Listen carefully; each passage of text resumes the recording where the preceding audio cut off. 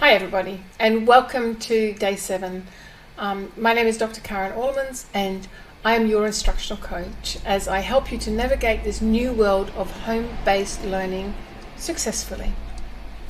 Today I want to talk about physical distancing but social connectedness. One of the most important aspects of school success is the sense of belonging that students feel, the measure to which they identify with their school and its ethos and its culture. Student alienation, that is isolation and social estrangement, is actually one of the strongest indicators of school failure. And yes, you can quote me on that, or at least my publications in this space.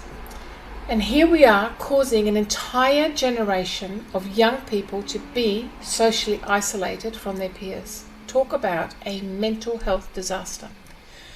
I spoke yesterday about the need for your child or young person to stay physically and mentally active for brain and mental health. Today, I want to talk to you about the importance of social and emotional well-being to support that mental health during this very difficult time. And no, spending time with their siblings and their parents in the same room, space, or even breathable atmosphere does not count. All right? They need to be able to connect with their peers. I cannot stress this enough. Or if not their immediate peers within the school, then others in the community.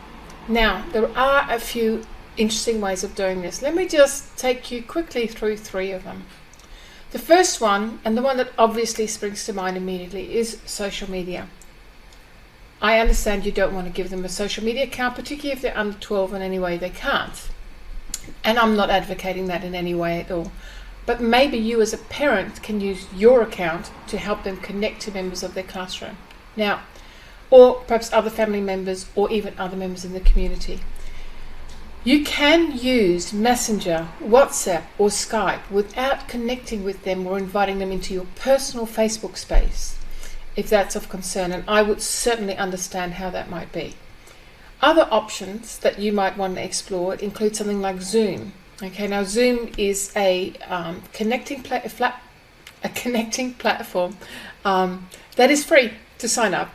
You get 40 minutes of free chat and giggle on a free membership. You only need the other person's phone number to send them the meeting ID, and you can have up to 100 people in a room. Importantly, perhaps for parents, a free Zoom account cannot be recorded. So that cuts off the potential for that kind of shenanigans, if you will. But 40 minutes is enough for your young children to maybe have a tea party, do a lunch, do some crafts together.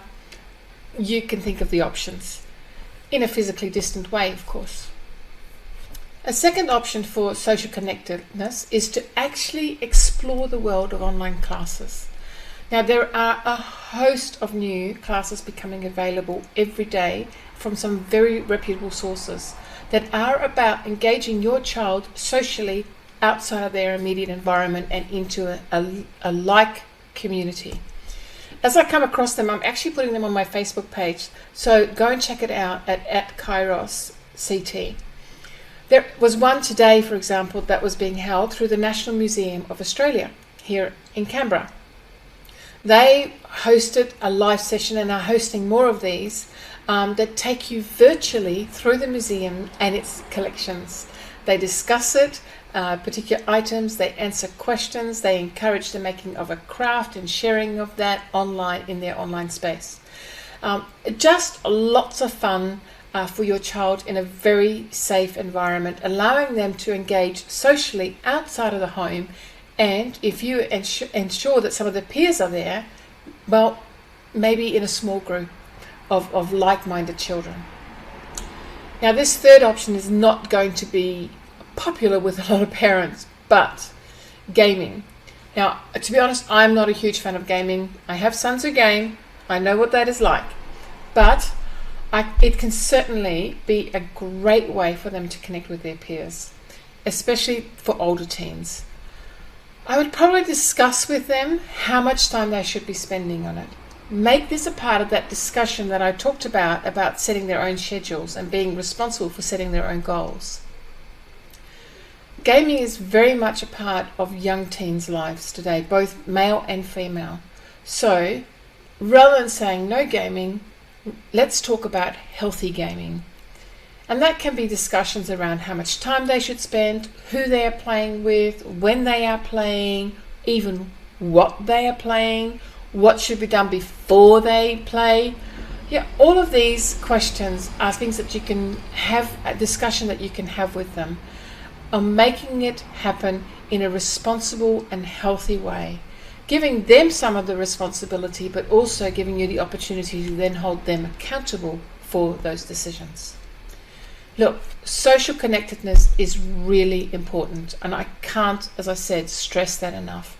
And it is important for you as a parent to consider ways that you can make this happen for your children in a physically distant world that we live in at the moment. It stops your child from becoming inward focused, and it gives them the opportunity to have shared experiences and share their experiences with their peers.